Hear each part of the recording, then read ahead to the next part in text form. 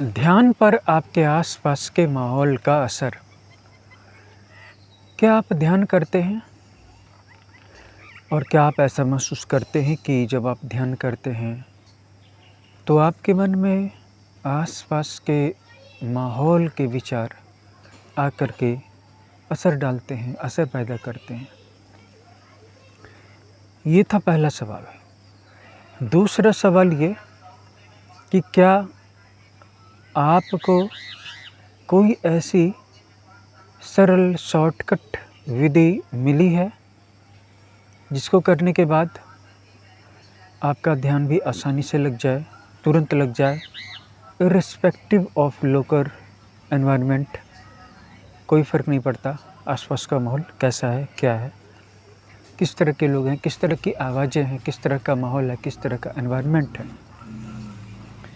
अब चलिए इस वीडियो को शुरू करते हैं। मेरे पास अनेक सारे भक्तों के मैसेजेस आते हैं, कभी-कभी कॉल्स आती हैं। वो मुझे बताते हैं कि जब मैं ध्यान करता हूँ तो मेरी अपनी तैयारी तो ठीक रहती है, मेरी अपनी तरफ से ध्यान की इच्छा की कोई कमी नहीं रहती है।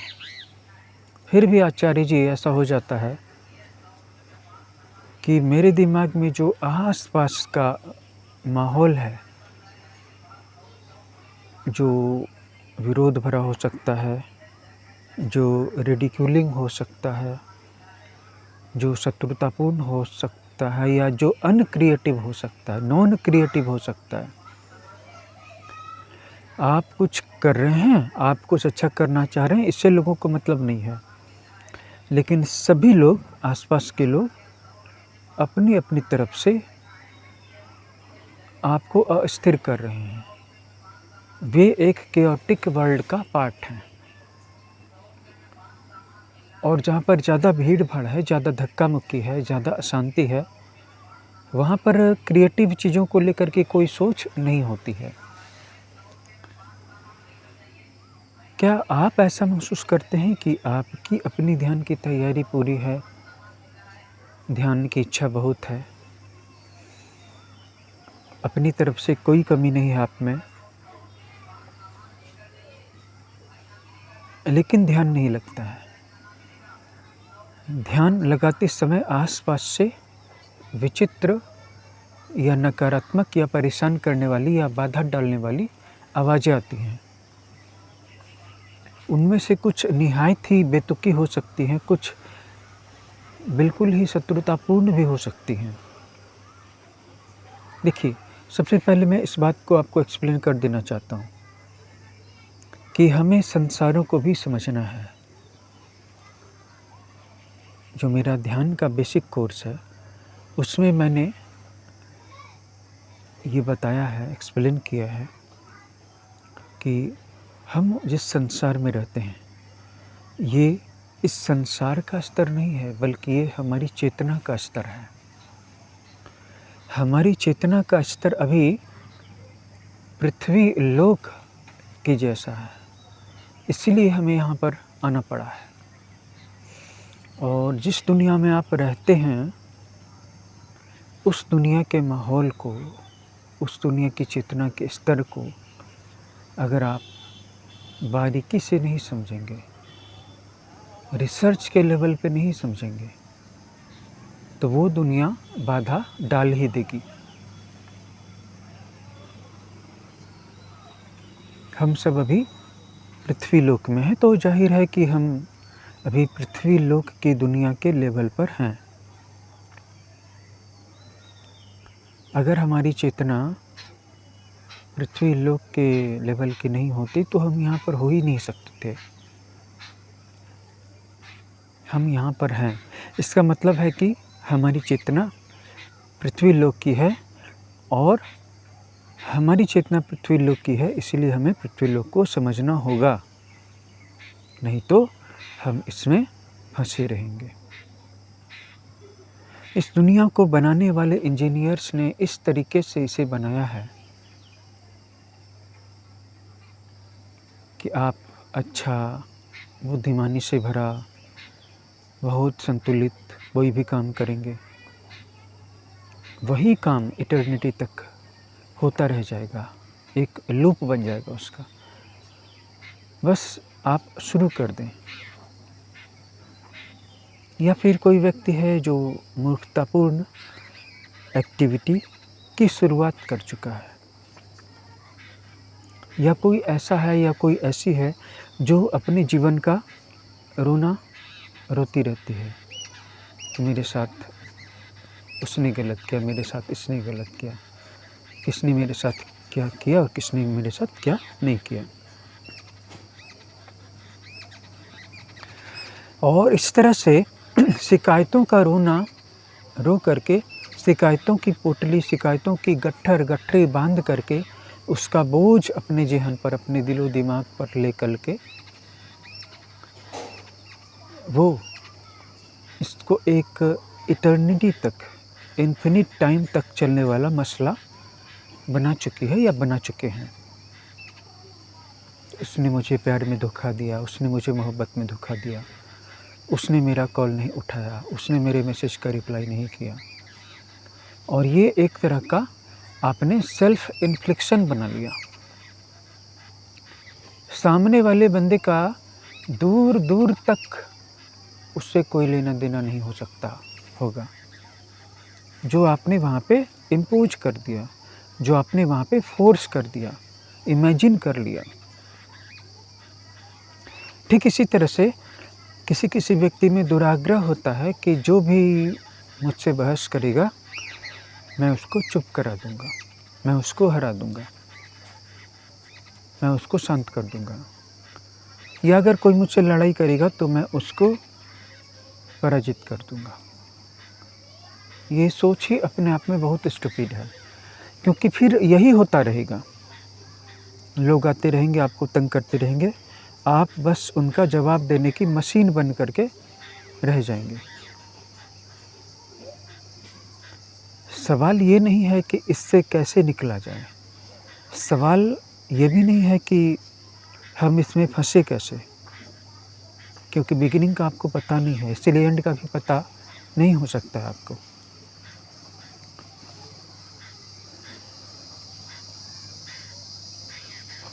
जैसा कि मैंने कहा कि इससे कैसे निकलें, इसका सवाल ही नहीं है। ये चीज़ इतनी ताकतवर है, आप इसमें बस उलझे हुए हो, फंसे हुए हो। आप इसमें कब से कैसे फंस गए इसका भी आपको कोई पता नहीं है। पता करने की कोशिश भी मत करना, न ये पता करने की कोशिश करना कि इससे कैसे निकलेंगे या कब निकलेंगे, और न ही ये पता करने की कोशिश करना कि इसमें कब से हैं या क्यों आ गए। आपको बस 2 बातों का ध्यान रखना है, आप किस समय में जी रहे हैं, और दूसरा आप किस दुनिया में जी रहे हैं। हम सब पृथ्वी लोक में जी रहे हैं, और पृथ्वी लोक की ये टेंडेंसी है, उसकी ये विशेषता है, उसकी ये खूबी है कि यहाँ पर जो व्यक्ति एक बार उलझ जाता है वही चीज़ अपने आप को रिपीट करती रहती है फंसाने के मामले में। आप अच्छी भी चीज़ करेंगे तो वो चीज़ भी अपने आप को रिपीट करती रहेगी, लेकिन चीज़ के अच्छी होने के कारण और अच्छाई का चुनाव करने के कारण आपको पता भी नहीं चलेगा कि आप कब पृथ्वीलोक से मुक्त हो गए, आप कब ऊपर के आयामों की दुनिया में प्रवेश कर गए, पता नहीं चलेगा। क्योंकि जब आप उसमें प्रवेश करेंगे तो आपको बिगिनिंग की याद नहीं रहेगी, आप पहले कहाँ थे सारी स्मृतियाँ डिलीट हो जाएंगी। मान लीजिए कि आप भंवरलोक को पार करके स्वर्गलोक में चले गए, जिसे हम जन्नत या हेवन कहते हैं। जन्नत या हेवन्स के नीचे हमारे एंसेस्टर्स की दुनिया है, जिसे संस्कृत या हिंदी में भंवरलोक कहते हैं। उसके थोड़ा नीचे स्पिरिट्स वर्ल्ड है, जिसे हम ग्रे वर्ल्ड भी कहते हैं। वहाँ पर भी अच्छी और बुरी तथा सामान्य आत्माओं की कैटेगरी है, और उनके लायक दुनिया है, सब रियल्म्स हैं। मान लीजिए आप जन्नत में चले गए, अचानक से आपकी पृथ्वी लोक की सारी मेमोरी डिलीट हो जाएगी, आप वहाँ पर कब से हैं, ये सवाल ही नहीं उठेगा। अगर आप बिगिनिंग को याद करना चाहेंगे तो आपको लगेगा कि आप यहाँ पर हमेशा से हैं। जैसे पृथ्वी लोक पर ही अगर आप महसूस करने की कोशिश करें कि आप यहाँ पर कब से हैं, आप नहीं हैं यहाँ पर, आपकी चेतना है। आप जिस शरीर की बात कर रहे हैं, ये शरीर तो किसी न किसी फॉर्म में यहाँ पर हमेशा से था। और आप जिस आत्मा की बात कर रहे हैं, वो भी यहाँ पर हमेशा से है। थी कहते नहीं बनता है, हमेशा से है। क्यों? क्योंकि जब आप आत्मा की बात करते हैं और होने की बात करते हैं, तो वहाँ पर पास्ट टेंस है ही नहीं।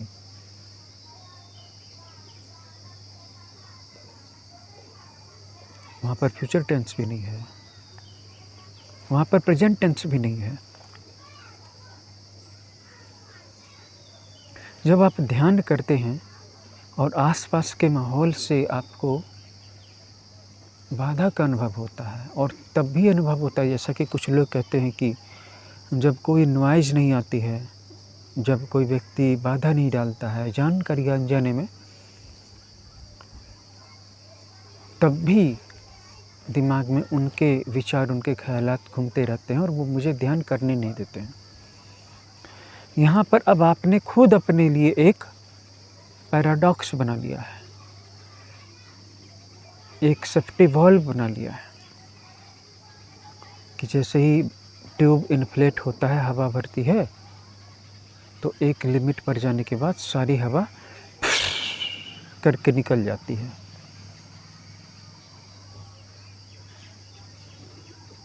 इससे कैसे निकला जाए? जैसा कि मैंने कहा कि आपको 2 चीज़ों को समझने की ज़रूरत पड़ेगी। पहली चीज़, आप जिस संसार में जी रहे हैं, उसको समझ लीजिए। दूसरी चीज़, आप जिस टाइम में जी रहे हैं, उसके नेचर को भी समझ लीजिए।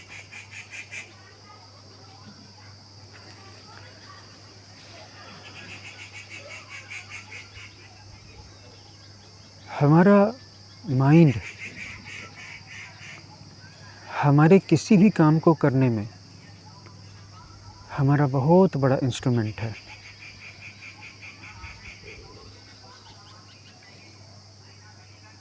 और इस माइंड के सहारे इंसान उस चीज़ को भी कर लेता है जो चीज़ अभी सिर्फ ख्यालों में ही आई है। चाहे वो किसी प्रॉब्लम को सॉल्व करना हो, चाहे किसी नई चीज़ का इन्वेंशन करना हो। लेकिन इतना सब कुछ होने के बावजूद भी ज़्यादातर लोगों की सोच अपने इस माइंड की पावर से वही 4-5 चीज़ों को प्राप्त करने की रही है। पहली चीज़ वही धन दौलत, दूसरी चीज़ शक्ति, ताकत, पावर, वर्चस्व, रसूख, दबदबा, ताकत, डर। तीसरी चीज़ शोहरत, नाम, कीर्ति, यश, पॉपुलैरिटी, फेम और रिस्पेक्ट, ऑनर, प्रेस्टीज। और चौथी चीज़ प्रेम। प्रेम में भी ज़्यादातर लोग प्रेम के ग्रॉस फॉर्म को पाना चाहते हैं। प्रेम का जो सूक्ष्म फॉर्म है, सबटल, वहाँ पर अभी बहुतों की दृष्टि नहीं गई है, बल्कि मैं कहूँगा कि किसी की दृष्टि नहीं गई है। इन चारों के लोचे से, इन चारों की उलझन से, इन चारों के आकर्षण से कभी कोई बिरला बाहर निकलता है तो वो विद्या की तरफ आकर्षित होता है। विद्या जिसको कि साधा जाए, जैसे गणित में मास्टरी करने के लिए आपको उसको पढ़ना पड़ेगा, एआई और कोडिंग को सीखने के लिए आपको उसको सीखना पड़ेगा। और ज्ञान का दरवाज़ा खोलना है, पट खोलना है। ज्ञान विद्या से भी 4 सीढ़ी और ऊपर का है। ज्ञान को प्राप्त करना पड़ेगा, ज्ञान को मैनिफेस्ट करना पड़ेगा, ज्ञान को रियलाइज करना पड़ेगा। ज्ञान यहाँ पर हमारे आपके बीच में, अंदर में, बाहर में पहले से मौजूद है। तो बहुत कम लोग विद्या या ज्ञान की तरफ आ पाते हैं। श्री कृष्ण जी ने गीता जी में कहा है कि इस संसार में ज्ञान के समान पवित्र करने वाला कुछ भी नहीं है। उन्होंने अर्जुन को कहा था कि अर्जुन, अगर तो दुनिया में जितने भी बड़े से बड़े पापी हैं, सबसे ज़्यादा पाप करने वाले हैं, अगर उनसे भी ज़्यादा बड़ा पापी तू है, तो भी तू इस ज्ञान रूपी नौका में निस्संदेह बैठकर संसार सागर से तर जाएगा। ज़्यादातर व्याख्याकार, ज़्यादातर एक्सप्लेनेसर, ज़्यादातर भाष्यकार गीता के इस टर्म ज्ञान को समझा नहीं सके हैं। ज्ञान कोई लर्निंग या मेमोराइजिंग वाली प्रोसेस नहीं है। ज्ञान वहाँ पर पहले से है, बस ज्ञान आपको हो जाता है और होने के बाद आपको ये भी पता चल जाता है कि ज्ञान तो पहले से ही आपको पता था, ज्ञान तो पहले से ही अंदर में था। जैसे भगवान के दर्शन होते हैं, तो दर्शन होने के बाद ये नहीं लगता है कि भगवान कहीं और थे जो वहाँ पर आ गए या गायब थे या प्रकट हो गए। बस इतना पता चल जाता है कि भगवान ही हर जगह थे, भगवान ही सब कुछ थे और भगवान वहाँ पर हमेशा से थे। वैसे ही ज्ञान इतना पवित्र है कि ये आपको मुक्त कर सकता है। इस ज्ञान की प्राप्ति के लिए बहुत कम लोग तत्पर होते हैं, प्रयास करते हैं।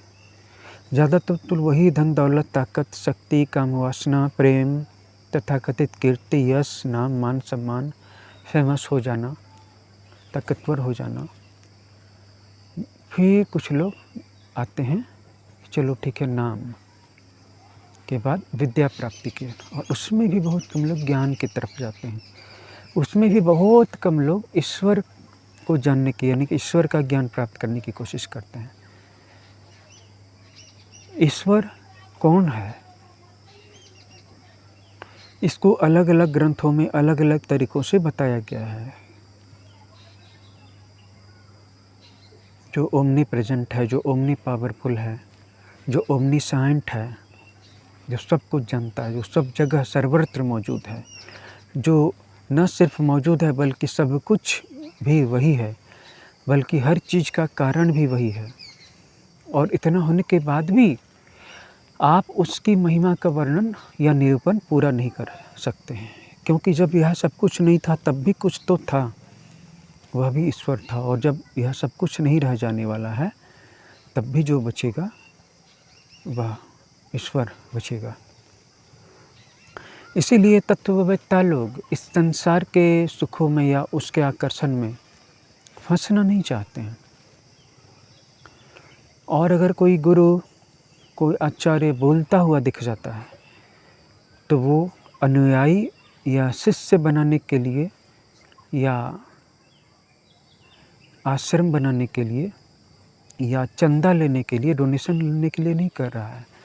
यह उसके आनंद की प्रक्रिया है, स्वतः सुखाया है, इसीलिए बोल रहा है। या ऐसा भी कहा जा सकता है कि वो खुद से बोल रहा है, अपने आप से, क्योंकि उसको ये भी पता है कि सुनने वाला कोई नहीं है। हर एक आत्मा यहाँ पर अकेली है।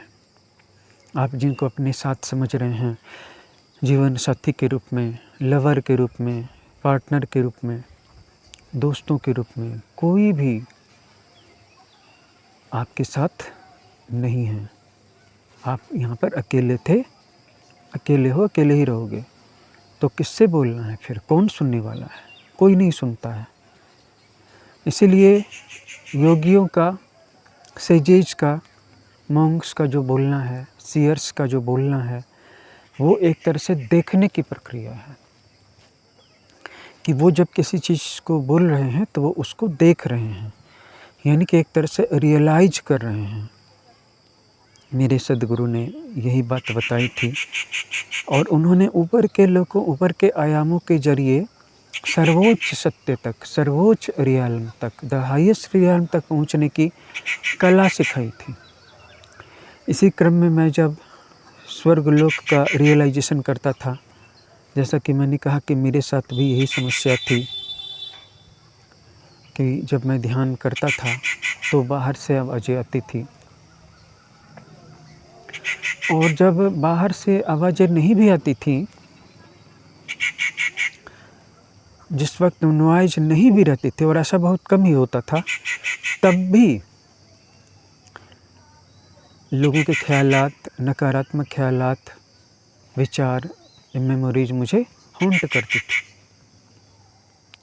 तो इन सब से बचने के लिए मैं झाड़ी-नुमा उपवन, जंगल जैसे किसी स्थान में जहाँ पर केवल पेड़ ही पेड़ थे, झाड़ियाँ थीं और लोग वहाँ तक नहीं पहुँचते थे, बहुत कम पहुँचते थे। पहुँचते भी थे तो 1-2 बच्चे, प्यारे-प्यारे बच्चे खेलने वाले पहुँचते थे। तो वहाँ पर पहुँच कर के मैं एक्जिस्टेंस को, सत्य को समझने की कोशिश किया करता था। और वहाँ पर मैं जिस दुनिया में अभी हूँ, जिस दुनिया में मेरी चेतना है, मेरा शरीर नहीं, क्योंकि मेरा शरीर तो यहाँ पर हमेशा से था। ऐसा थोड़ी नहीं है कि मेरा शरीर आज यहाँ पर पृथ्वी लोक में है तो कल मैं यहाँ नहीं रहूँगा तो मेरा शरीर भी यहाँ नहीं रहेगा। मेरा शरीर तो यहीं रह जाएगा, मेरा शरीर तो कब से ही यहीं था। सिर्फ मेरी चेतना यहाँ पर आई हुई थी, मन का अग्रबिंदु। तो मैं जब स्वर्गलोक का रियलाइज़ेशन करता था, उसको रियलाइज़ करता था, क्योंकि आपको देखो, जिस भी रियल में जाना ऐसा तो नहीं है ना कि अभी आज आप मर गए तो कल आपको स्वर्गलोक बना बनाया मिल जाएगा। इसके लिए आपको कुछ न कुछ करके रखना होगा, रास्ता बनाना होगा, जाने की प्रक्रिया को फैसिलिटेट करना होगा, उसकी पहचान करनी होगी। नहीं तो मरने के बाद ज़्यादातर स्पिरिट्स को वहाँ पे रास्ता बंद नज़र आता है और वो लौट भी नहीं सकते, आगे भी नहीं बढ़ सकते। तो नतीजतन वो एक अंधकार से भरे ग्रे वर्ल्ड में, ग्रेइश वर्ल्ड में फँस जाते हैं, जहाँ पर बड़े लंबे समय के बाद उनके स्वजनों का मोह या दुश्मनों या स्वजनों के प्रति कोई एंगर, कोई क्रोध जब डाइल्यूट होता है, जब सबसाइड होता है, ख़त्म होता है, तब फिर एक ग्रेड उनकी मुक्ति होती है। थोड़ा सा फ्रीडम का अनुभव होता है। और वही जो योगी लोग हैं जिन्होंने आगे जाने के लिए अपनी सुषुम्ना का रास्ता खोल रखा है, क्योंकि ये शरीर अनमोल है। इस अनमोल शरीर में रह करके भी अगर आपने रास्ता नहीं खोला तो इतने महंगे शरीर को धारण करने का लाभ क्या हुआ? आपने 50 लाख की एक कार खरीद ली, 3 करोड़ का एक घर खरीद लिया, उसमें रहे ही नहीं, कार चलाई ही नहीं, तो खरीदने का फ़ायदा क्या हुआ? ऐसा एक मनुष्य जन्म, ऐसा एक समझदार शरीर जिसमें योग करने की प्रवृत्तियाँ हों, ध्यान करने की टेंडेंसीज हो, हज़ारों नहीं, लाखों नहीं, करोड़ों जन्मों में किसी एक को प्राप्त होता है। नहीं तो ज़्यादातर लोग फिर वही धन, दौलत, ताकत, शोहरत, प्रेम, घृणा, ज़्यादा से ज़्यादा विद्या, नॉलेज, और वो नॉलेज भी पैसा कमाने के लिए, चाहे मजबूरी में, चाहे खुशी-खुशी से। अब कोई व्यक्ति बहुत गरीब घर में जन्मा है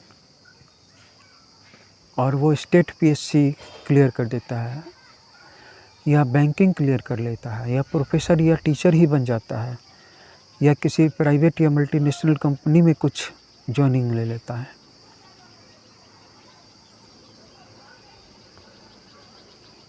तो लोग कहते हैं वाह वाह, कितने गरीब घर का था, माँ बाप का नाम रोशन कर दिया। लेकिन एंड रिजल्ट क्या आया? एंड रिजल्ट तो वही पैसे के लिए आया ना। ठीक है, पैसा नहीं होना उसके लिए सबसे बड़ी त्रासना बन गई थी, सबसे बड़ी यातना बन गई थी। क्योंकि उसने अपने माँ-बाप की गरीबी देखी होगी, शायद उसके और भी पहले के जनरेशन्स वाले गरीब रहे होंगे। बाप टेम्पो चलाता होगा, माँ बर्तन धोती होगी और उनके घर का बेटा या बेटी यूपीएससी क्लियर कर जाते हैं, आईआरएस, आईएफएस या आईएएस बन जाते हैं या आईपीएस बन जाते हैं। बड़ी अच्छी बात है। ज़्यादा से ज़्यादा लोग अंत में, चाहे वो अमीर घर में जन्म हो या गरीब घर में जन्म हो या मध्यम वर्गीय परिवार में जन्म हो, आखिरी रिजल्ट तो सब कुछ को प्राप्त करना जाता है। हाँ, तरीका अलग-अलग हो सकता है। जैसे कि पहले कोई ताकत ही इतनी ज़्यादा अर्जित कर लेता है कि ताकत के बाद, ताकत के कारण सारी चीज़ें आ जाती हैं। जैसे धन भी आ जाता है, प्रतिष्ठा भी आ जाती है और शायद प्रेम भी आ जाता है। इसी तरह कुछ लोग पहले धन को ही बहुत ज़्यादा जमा कर लेते हैं, होर्ड कर लेते हैं। इसके बाद प्रतिष्ठा भी आ जाती है और ताकत भी आ जाती है।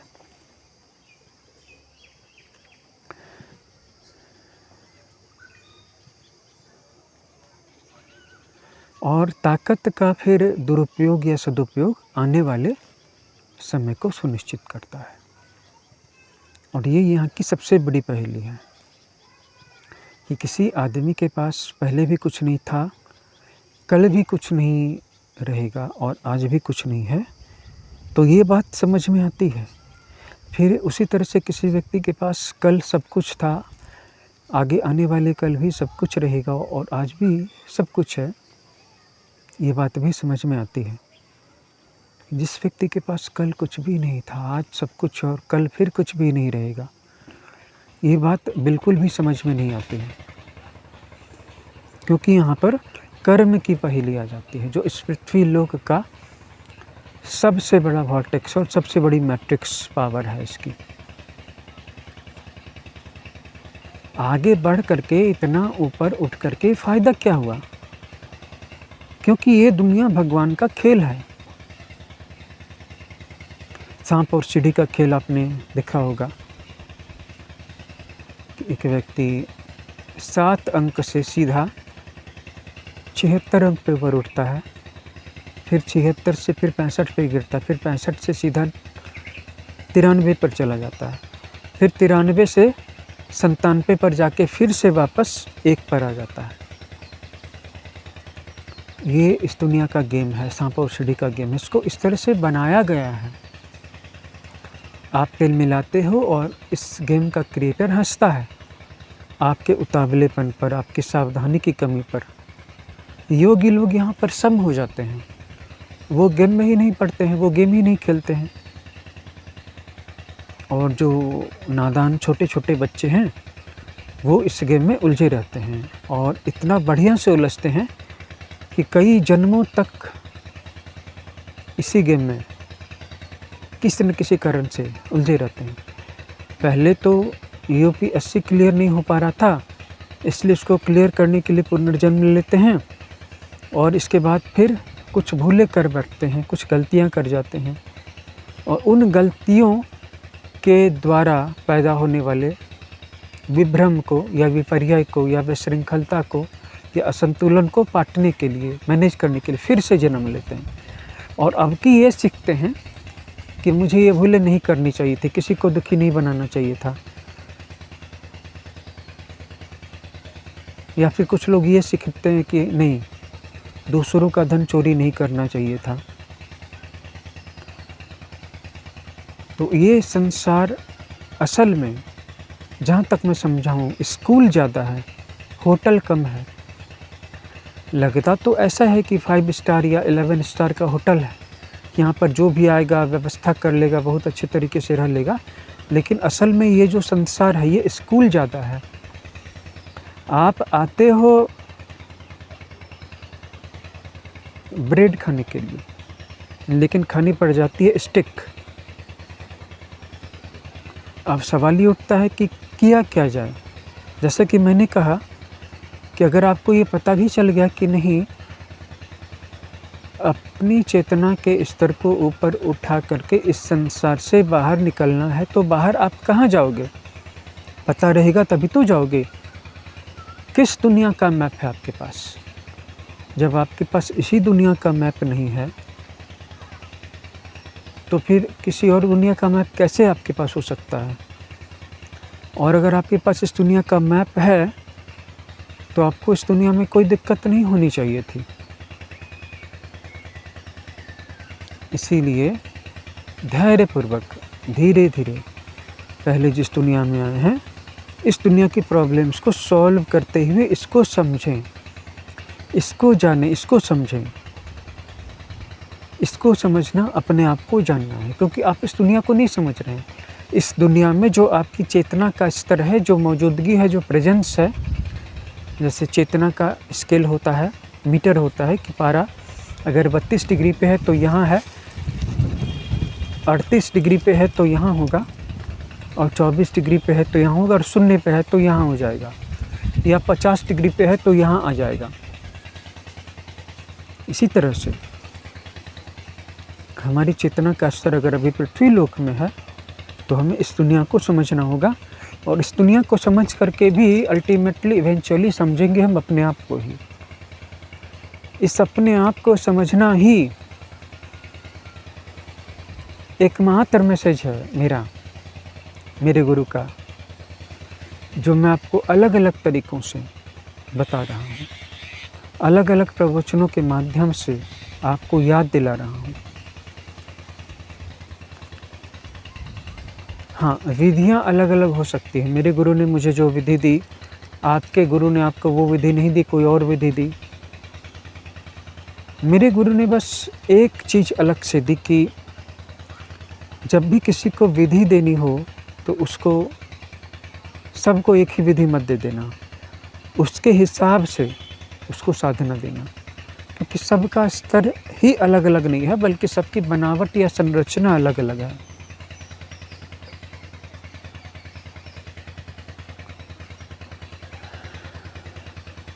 इस जीवन में तो बहुत सारे लोग साधना कर ही नहीं रहे हैं,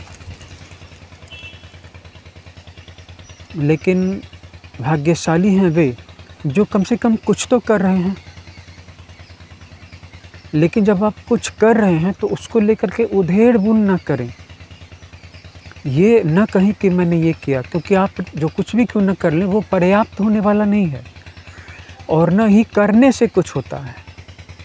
लेकिन फिर भी मैं कहता हूँ कि भाग्यशाली हैं वे जो कम से कम कुछ कर तो रहे हैं। अगर आप यहाँ पर हैं, मेरी बातें अब तक सुन रहे हैं, तो आप भाग्यशाली ही तो हैं। अगले वीडियो में हम बात करेंगे कि कैसे हम इस संसार को समझ सकते हैं, और क्या इसके लिए कोई विधि भी काम करती है। एक विधि की भी हम चर्चा करेंगे, और आपको ये भी बताएंगे कि कैसे अवेयरनेस के साथ हर ध्यान का एक संबंध है, और अवेयरनेस को समझ करके आप अच्छे तरीके से ध्यान को कर पाएंगे, क्योंकि हर चीज़ के साथ हमारा एक रिश्ता तो है, चाहे वो प्यार का रिश्ता हो, या हेट नफ़रत का रिश्ता हो, या फिर हम न्यूट्रल हों, पैसिव हों। हम ये नहीं कह सकते कि हम किसी व्यक्ति के साथ कोई भी रिश्ता नहीं रखेंगे, क्योंकि जितना ज़्यादा इस बात को कहेंगे या जितना ज़्यादा इस बात को दोहराएंगे, उतना ज़्यादा एक और रिश्ता बनेगा जो हमारी डिक्शनरी में नहीं होगा, लेकिन वो निसर्ग के डिक्शनरी में होगा।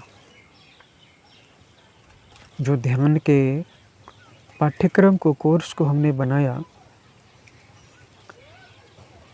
लोगों की हेट या लव की मनोवृत्ति के आधार पर बनाया। ध्यान ऐसा होना चाहिए कि अगर आप शुरू करें तो फिर कभी ना छूटे। ध्यान ऐसा होना चाहिए कि अगर आप उसकी विधि को एक बार आत्मसात कर लें,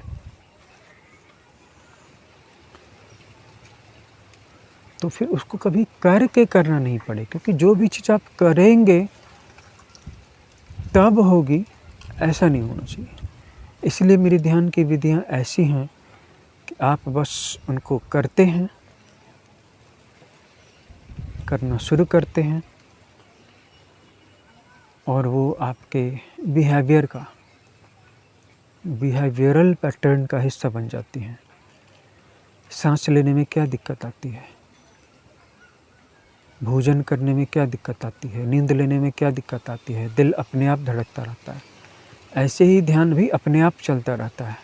बस जब तक आपको सही विधि नहीं मिली है। विज्ञान भैरव तंत्र में ध्यान की 112 विधियाँ बताई गई हैं, भगवान शिव माँ पार्वती को उपदेश करते हुए। फिर माँ पार्वती कहती हैं कि क्लियर नहीं हुआ, मैं स्पष्ट नहीं समझी, फिर एक नई विधि बता देते हैं। उस विज्ञान भैरव तंत्र के सूत्र लेकर के भी मैंने नई ध्यान की विधियाँ और उपविधियाँ बताई और उनको इस तरीके से मॉडिफाई किया, डाइल्यूट किया, जिसको कि आप समझ सकें, आपको वो अपनी चीज़ लगे, जानी पहचानी हुई चीज़ लगे। क्योंकि जीवन इतना आनंददायक है, इतना शांतिपूर्ण है कि कभी-कभी हम भूल ही जाते हैं कि हम जीवन में नहीं हैं, बल्कि अस्तित्व में हैं, क्रिएशन में हैं। अगर हम अपने आप को सिर्फ जीवन जैसी छोटी अवधारणा में बांध कर के रखेंगे, तो जीवन तो फिर शुरू होने और अंत होने वाली चीज़ लगेगी। इसके ऊपर में अस्तित्व है। अस्तित्व का मतलब है कि चलो, जब मैं नहीं था तब कोई तो था, मेरे पूर्वज थे, ये मानव जाति थी, ये दुनिया थी, ये थे, इसीलिए इन्हीं की बदौलत तो मैं आ पाया। और जब मैं नहीं भी रहूँगा तब भी ये दुनिया रहेगी, लोग रहेंगे, इसलिए मैं यहाँ पर फिर कभी भी आ सकता हूँ। इंसान की यूनिट, इकाई, व्यष्टि, उसका इकलौतापन, उसके अपने होने की भी एक सीमा हो सकती है, लेकिन ये जो एग्जिस्टेंस है, लोगों का होना है, लोग जिस दुनिया में हैं, इस धरती में, इस पृथ्वी का होना है, क्योंकि पृथ्वी नहीं होती या पृथ्वी इतनी अच्छी नहीं होती तो लोग कहाँ से रह पाते, कहाँ से पैदा होते हैं।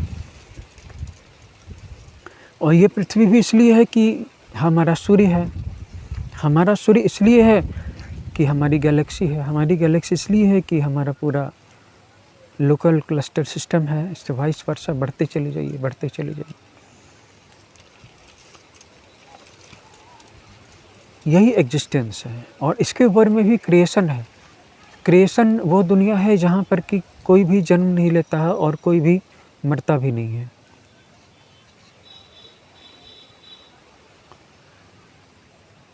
तो अगर आप क्रिएशन की दृष्टि से देखेंगे तो आपको लगेगा कि यहाँ पर जीने की भी कोई ज़रूरत नहीं थी।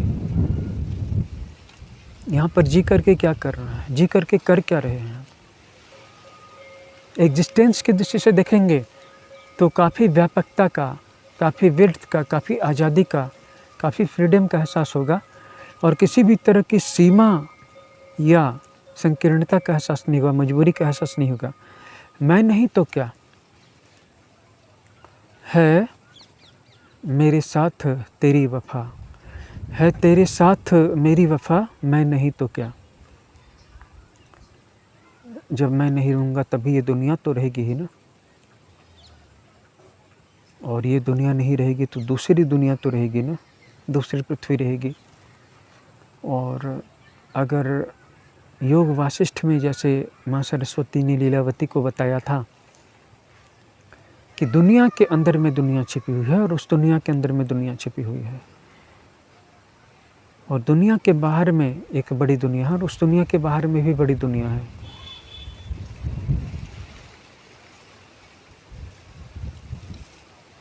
बस लोगों के पास समय ही नहीं है, दौलत, शोहरत, ताकत,